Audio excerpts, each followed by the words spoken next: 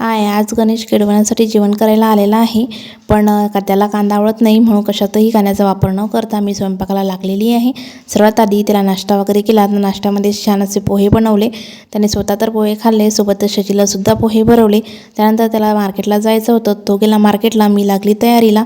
तर छान असं मी डेकोरेशन केलं। डेकोरेशन झाल्यानंतर स्वयंपाकाला लागले। तर स्वयंपाकामध्ये छान असे 2 भाज्या, पोळी, भात, वरण असं सर्व स्वयंपाक मी बनवला। गणेशचे म्हणणे होते की ताई जास्त तामझाम करू नको, साधं भाजी पोळीच जेवण कर, पण केळवण म्हटलं म्हणजे असं थोडी चालणार। त्यासाठी मी छान असं भज्यांचं सुद्धा भिजवलं आणि छान कढई काढली। कढई काढल्यानंतर सलादासाठी सुद्धा सर्व कापून वगैरे घेतलं आणि आता माझा सर्व स्वयंपाक बनवून रेडी आहे।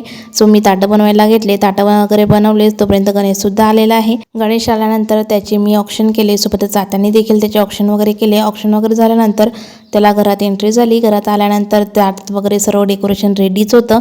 भाऊ मस्त तिथं ताटावरती बसलेला आहे। तर मग आम्ही सर्वांनी म्हणजे मी, शशीचे बाबा, आत्या वगैरे आम्ही सर्वांनी त्याला घास भरवले। त्यानंतर त्याने जेवणाला सुरुवात केली। सोबतच त्याच्यासोबत शशीचे बाबा आणि मामाजी हे सुद्धा जेवण करायला बसलेले होते। सर्वांची जेवण वगैरे झाले। जेवण वगैरे झाल्यानंतर त्याला गिफ्ट्स वगैरे दिले, देखील सर्वांना नमस्कार वगैरे केला। अशा प्रकारे आमचे केळवण झाले।